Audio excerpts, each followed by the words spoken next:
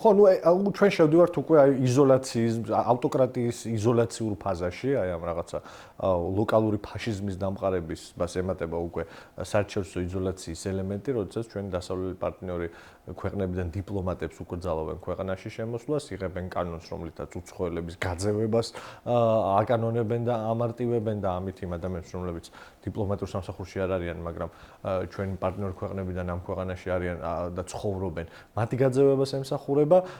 ეს არის უკვე ისტერიული იზოლაცია, რომელშიც ქართული ოცნება შედის და ალბათ პასუხი იმ ყველაფერზე, რასაც ელოდნენ 20 იანვარს, პასუხი მარკო რუბიოს განცხადებაზე, პასუხი იმაზე, რომ არავითარი შანსი და საშუალება არ აქვთ მილიონობით დახარჯული დოლარის და ასობით ლობისტის პირობებშიც კი, რომ რაიმე ფორმით ურთიერთობა დაალაგონ დასავლეთთან და ეხლა იყენებენ პუტინის მეთოდს, არ ვიცი, ლუკაშენკოს მეთოდს, დიპლომატების ქვეყანაში არ შემოშვებას და ადამიანების ქვეყნიდან გაძევებას.